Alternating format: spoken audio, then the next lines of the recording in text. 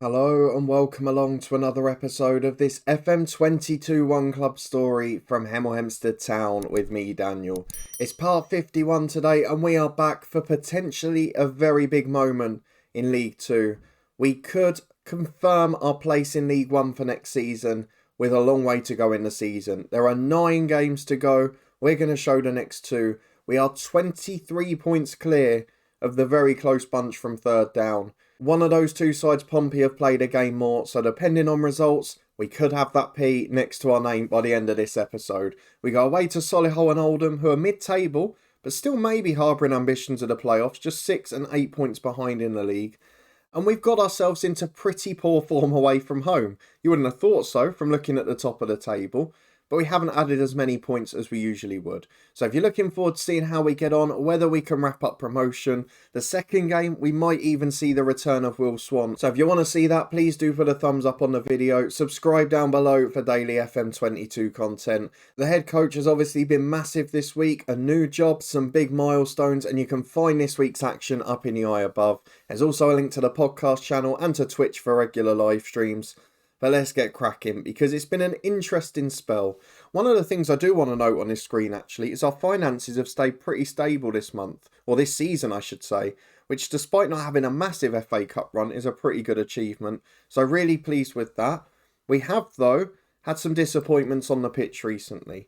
That is because last month, February, we did not win an away game. You saw the first one, which was a 0-0 draw against Port Vale. The game after was just utterly bizarre. Now, I mentioned Zach Geacock in the last episode, our keeper. He's been brilliant. He got a new deal, and he still has been, to be fair. But all of those mistakes a keeper would make over the season, the 3 or 4 they would generally just drop in or drop crosses, whatever it might be. He decided that he'd have 45 great games and then make them all in one. He was absolutely abysmal in this match, honestly. A 5.7 rating is because late on he made a great double save, but it was already well over by that point. A terrible performance from him. It cost us 3 or 4 of the goals directly. I think it was 3 directly, and then one where it was a little bit iffy. The positive, Bradley Dack got his first goal for the club. Javan Malcolm got himself a brace. But quite frankly, it was just a bizarre game, and one of those that you were just destined to lose. We did bounce back though with a 3-0 win at home to Salford. Andre Hassanali got his first for the club, so both of the January signings getting goals there. Malcolm and Ricky J. Jones, the strikers, got 1 apiece in the second half. A 2-0 win at home to Doncaster. Stuart Parry off the bench, the hero. Javan Malcolm scoring a rebound from his missed penalty. Against Rochdale away, we got a point. Javan Malcolm scored the first half goal. Eamon Gordon is probably the best player in League 2, bar Ricky J. Jones. He scored the equaliser. He's a quality left winger. Someone we tried to sign before. I think he's going to be off. There's a lot of championship interest in him. And I tell you what, if he could play number 10, he'd probably be our signing at this point. But not quite to be. How he's not starting every game, I don't know. But he's going to be a superstar, that kid. Keep an eye out for him when we eventually reach the Championship and Premier League. Into this month, though, 2 successive home wins. Our home form, bar Northampton this season, has not declined at all. Malcolm and McGinley with first half goals against Wickham. A 3-0 win against Wigan, who, keep your eyes peeled on them. We may be getting Callum Hazeman on the cheap because they are very close to the relegation zone of National League football. Hassan Ali, Ricky J. Jones and Nathan McGinley again with the goals there. But if we have a look at the league table, we're flying at the top. Wigan, 1 point clear of 23rd place Doncaster. Wickham down there too. 2 of the sides that started in League 1, as are Doncaster and Gillingham in fact. 6 years in, the whole bottom 4 in the Football League started in League 1 is a very strange situation. I guess you could say the opposite in the top half. We started in the National League South. Kidderminster shouldn't be underestimated. They started in the National League North. So it seems to be a little bit of roles reversed. We have got some big news on this front. The reason we came to this screen, we've got the 2 top assist makers in the league, of which Ricky J. Jones is 1. Incredible effort. But Javan Malcolm has overtaken him as the top scorer in League 2. He's reached 20 in the league. Should boost his value for next season if we go up as well. I'm hoping one of these could be our first £1 million player. Now, I'd rather sell Malcolm than Jones, I'll be honest, because Jones is better in the air. He's a bit more physically imposing, both pace, and he's a little taller as well at 6 foot. And ironically, I think we'd probably get more money for Malcolm, being that little bit younger. So, a wonderful season, a brilliant effort, but we've got to get the job done now. We've come back deliberately for the 2 away games because we have struggled on the road in recent weeks. And it's where you're most likely to see a deficit. We've of course got these 8 or 9 players on loan that we're having to juggle about. At the moment it's not causing too much issue, but at times we're not able to play our best 11. But with 10 days off between this game and the next one, I don't think there's going to be any concerns on that front. So let's get through and pick our first choice 11. Sabara's still there. Solihull got a decent side. And for the second time this season, we get a reunion with Oganteo, our former fullback. I'll see you in a minute. So this is the squad we've gone for today. One notable absentee, but I'm taking no risk with fatigue and injuries at this point. Arthur Reed sits it out. He has been offered a new deal for an extra year, but hasn't signed it yet. The same for Alidor Hamilton. They both rejected one in January. But I wanted to get it done before promotions wrapped up because selfishly, it takes a few £100 a week off it. So Nydam comes in centre midfield. Hassan Ali has tied down the number 10 spot. And a few of the loanees, of course, have to miss out. But otherwise, it's a pretty strong side. I do want to thank a couple of you in the comments who made me laugh. Mentioning that Nathan Jones came in as a coach last year. And within 12 months, we went to the Diamond. So maybe it's no coincidence at all. Maybe he's secretly the man in charge. We've got Zach Geacott between the sticks. Been brilliant since that game against Kidderminster.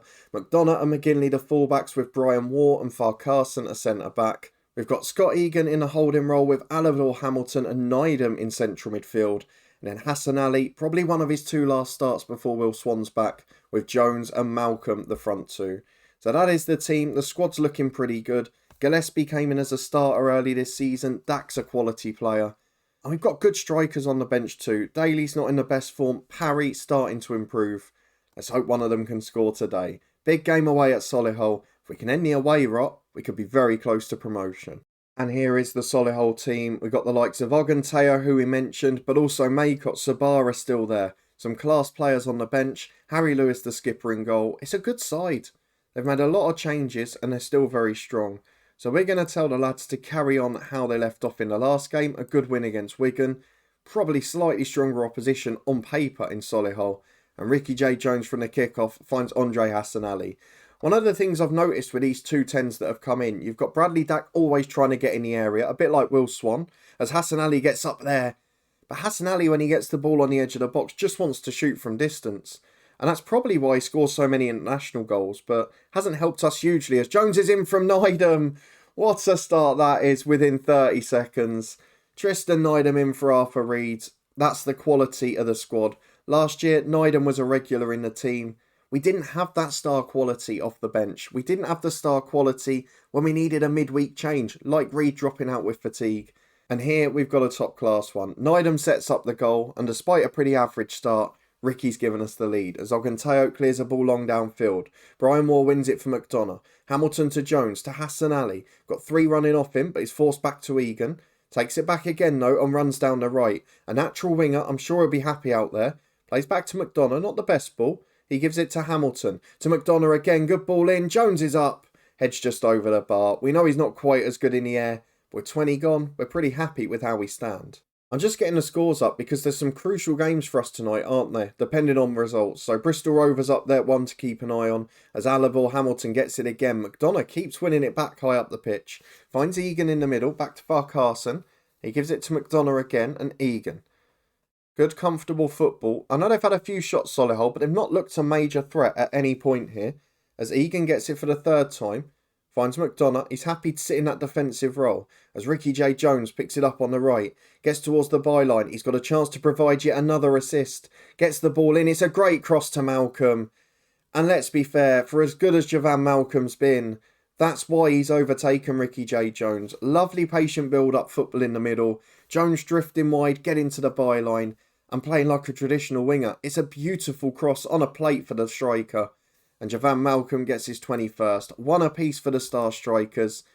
And you know what? It's made me so comfortable about promotion because we're not going to go up again next year, but we've not got to worry about staying up. We could keep the same squad and finish comfortably mid-table because we're going to score goals. Nydam's free kick is denied by Lewis. It's a good save by the Solihull skipper. But at the moment, we're looking really confident as Nydam, with a corner kick, in-swinger from the right, to the back post to McGinley. We've already seen him score a couple this month. That one, though, straight at the keeper. 4 shots on target. We're starting to pull away now. We've got another throw on the right with McDonough to Egan. to Alador Hamilton and Hassan Ali. And we're probably only one more promotion away after that. Once we get to the Championship, do we then look at our own new ground in Hemel? At what stage do we try and push that? There's a lot of thought process here as Hassan Ali's in. Wonderful ball. It had even tricked me there from Nydam. He's having the game of his life in there. And he's got another corner kick which he can take. We're right on top at the moment. And Nydam delivers again to Egan. Maycock heads away. Hassan Ali will get there first. But this has been a brilliant start to the second half. We're right on top now. McGinley picks it up on the left again. It is a constant wave of second half attacks. Nydam to Hassan Ali, to Malcolm. Got support but goes back instead. Here's Scott Egan. Turns on the ball. He's one that at the moment we can loan again next year. So we might have to get that done quick. As Javan Malcolm's in from the Hamilton ball. And it's 3-0 Hemel Hempstead. It's a wonderful display. Oh, it's been given offside. It had gone past the usual point where it's pulled back. But then the subs were made and it was suddenly pulled off. Back to 2-0 then, as Hamilton gives it to Egan and Tristan Nydam. 25 yards out, fancies one himself. And Lewis nearly gives it to him. It's a poor save. And I'm not sure that went behind either, but he's managed to give away a corner from a pretty routine stop. And Tristan Nydam will take it to the back post. Egan's up. Good save this time. Oganteo flicks it away. Hamilton gets there first. We're all over them. We're winning every second ball. And we look fantastic. We got 10 days off, so we don't have to worry about fitness. But I am now going to make 1 or 2 changes. We've got McGinley on a yellow and not in great physical shape at fullback, so Gillespie can go out to the left for now. I'm tempted to take off Hamilton, but the midfield 4 have looked brilliant. So I'm going to take Hassan Ali off for Bradley Dack. He's nowhere near the 10 appearances, so no need to worry. And then we'll give it 5 more, and I'll probably bring on Parry for Jones. Give the youngster a run out. The last thing we want is an injury to Ricky, so let's do that. Malcolm switches sides. Daly or Parry, it'll be Parry coming on. The youngster's nervous, but it's a no-lose situation. I do remember earlier in the season on camera, we were 2 up against them and managed to give away 2 late goals, didn't we? The first came in about the 80th minute. We've got past that mark now, but I'm going to keep a very close eye on it because we don't want to have history repeating itself. As Bradley Dack finds Alador Hamilton. We have brought on a lot more experience this time, haven't we, in the shape of Dack and Gillespie. As McDonough gets it into Nydam. Chance to go forward, but instead forced back to Egan. Into Hamilton in midfield again. Releases Dack. It's wonderful football. Oh, brilliant turn from Malcolm. Beats his defender. And it's a good save from Lewis. Walton hoofs it away. But if anything, it looks like we're going to get a third. We've been utterly dominant in this second half. And 2 probably flatters them, to be honest. Crucially, Grimsby are winning, but Bristol Rovers are dropping points. So with 8 games to go, as it stands, I think we're 25 points clear and promoted. It's not suggesting it there, so has someone else got a game in hand? Or did Bristol Rovers get a late goal? Let's go and have a look. But if my maths was right, I think we were close to promoted. Let's go and see. We are promoted. We're 15 points clear of Morecambe now as well, who were able to get a late equaliser, but very much pegged back to second. We are 25 points clear with 8 games to go. We are probably going to just break the 100-point barrier as well. It's a fabulous effort. But that front 2, we said at the start of the season it was too good for League 2. And the defence has clung on and done alright as well. So brilliant stuff. The front 2 crucial again. We'll get through the post-match press conference in a minute. We'll get through all the other stuff. The board are delighted. Nydam is praising us. That's good to see. Couple of fitness concerns, which 10 days off will deal with them lovely. Nydam, man of the match. But what are the initial budgets? I mean, it doesn't matter because most you know I'm not going to spend it. But let's see what it is anyway. £1 million as a transfer budget and a wage budget of 40k, which at the moment is over double what we're spending. And if you have a look at that, I want to take this the other way. Let's say of the 20 grand a week wage budget, we spend 5, save 15. Saving 15 grand a week is £750,000 over the year. If we don't spend £1 million transfer budget, or let's say we save 900 grand of it, we're talking over £1.5 million. Surely that can get us another training facility upgrade.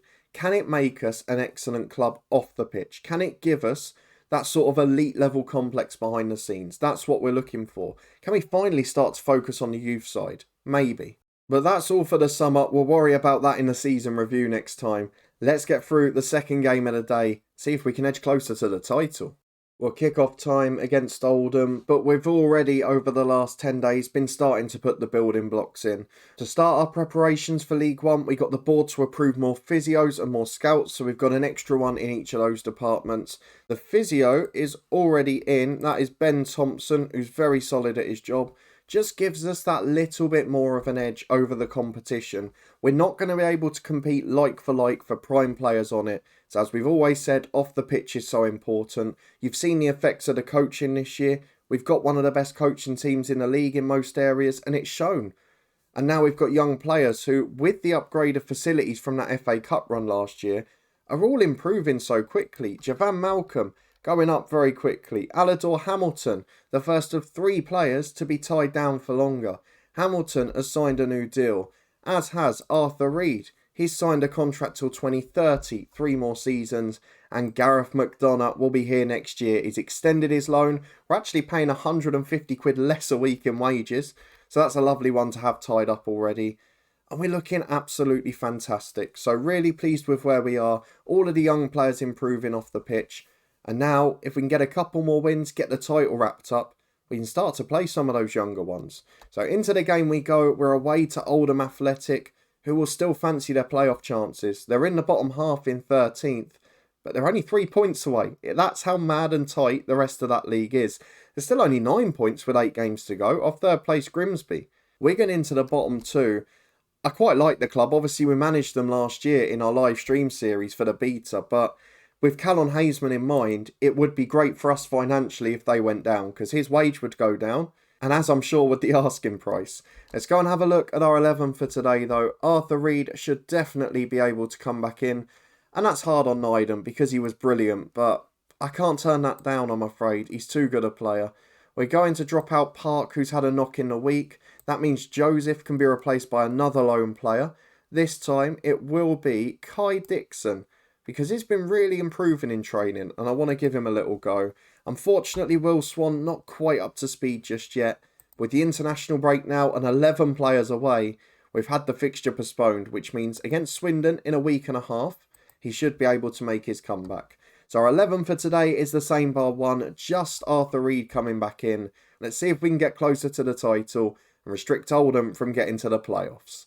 Here is the Oldham team then. John Sheridan has got Jake Scrimshaw up front. We've had him in a previous save. I think it was Torquay, FM19 we had him. Looking at the bench, Courtney Duffus, Jake Turner, Shay Facey. Few good little players in that squad. But we're in brilliant form. Let's go and get the lads to pick up where they left off. They were brilliant against Solihull. And if they can repeat that second half again, I fancy us to beat anyone in the league. And with 6 minutes on the clock, we've got a free kick in our own box, which Eacott plays shorts to McGinley. They're trying to press us high there, Oldham. It's not quite worked, as Arthur Reed almost releases Ricky J. Jones with the long ball. But here come Oldham down the right. They might well say it does work, because they're back in possession. They cross into the box. Draper down for O'Connor. And there's a turn up for the books. Oldham lead with 7 minutes gone. We're going to berate the lads for giving away a silly goal. And we're going to try and get a reaction, because that is not the start we wanted. The last thing we want now promotion is wrapped up is them to rest on their laurels and just sort of let things go with a whimper. Because I want 100 points, I want big goals, I want the player values to go up because we are still a selling club at this level. And crucially, I want to get that title wrapped up. Silverware, often hard to come by. We got up via the playoffs in the National League. We want to make the most of this. As Cochrane gets down the right with a long ball, McGinley intercepts it though. Can we play through midfield and get back on terms? Arthur Reed, back to his fullback. Long ball forward is a poor one again. Going a bit more direct today, I'm not sure why. It's certainly not working here. As Arthur Reed, still forced backwards. It's really good pressing from Oldham, but if we can beat it, there's space. Jones released by Hassan Ali, in one-on-one. Forced a little wide. Cuts it back to Malcolm though. His shot blocked by a last-ditch challenge. Jake Shorrock it was on the line. It's a brilliant effort. And it stays 1-0 Oldham. It's been their only shot of the game too. Well, almost half time. It has not been a very good performance at all. Morecambe are ahead, so closing that gap for the title. We're going to have to point the finger because it's just not been good enough. We've got the lads motivated. Look, they look after themselves pretty much. They know exactly when they're not playing well. But we need a reaction in this half. We need the front two to deliver. As Greaves knocks it down for Cochrane, they seem to have a physical advantage in the air. And they seem to be sucking us into their game, playing long, playing into the hands of the centre-halves. As Cochrane gets down the right, Arthur Reed wins it back.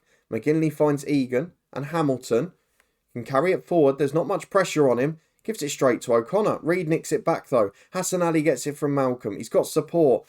Gives it away with a 5-yard pass. This is so unlike our Hemel Hempstead side this year. I really can't explain it. It's been a poor display. Scrimshaw's in. And he's missed a sitter there. What on earth is going on? I've not seen so many 5-yard passes go astray in a very long time. Even against Kidderminster, we still had a threat going forward. As McGinley on the left, don't give it away and don't get a second yellow. Plays it to Reed and Hassan Ali. Got support, finds Hamilton and Jones and Hassan Ali in one-on-one. Lovely finish. Back on terms. Can that wake us up? Yet another assist for Ricky J. Jones. Top assist maker in the league officially now. He's overtaken Arthur Reed and given his goal tally as well. It's a remarkable effort from the new summer signing. And he's delivered just as much as he has in the derby save. As Samford goes down the left for Oldham. To Kellor Dunn. O'Connor, Samford.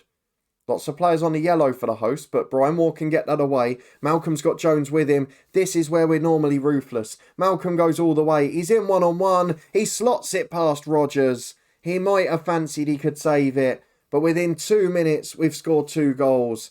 And Hemel Hempstead Town, I tell you what a side we've got. The goal threat is immense. Just over 15 minutes to go. We were about to make some changes, but we're back with a highlight, and you all know the superstition. I was hoping one of those Oldham players might get a second yellow, but they seem to be timing those challenges well. As Cochrane down the right to Duffus, the sub. Finds Shorrock, who's had a good game out there at fullback. Greaves into Duffus again. Draper to Cochrane. It's lovely football. And it's just over the crossbar. 2-1, but Oldham have still got a threat. Now let's go and freshen things up a bit, because Egan's aggressive and tired in the middle. He'll be replaced by Tristan Nydam, playing in a holding role this time. McGinley at left back, replaced by Gillespie. That's a solid sub in there. And then I'd ideally like to take DJ Heath on for Brian Moore, but I don't really want to change the back four any more than I have. So let's take off Alador Hamilton. He'll be replaced by Kai Dixon.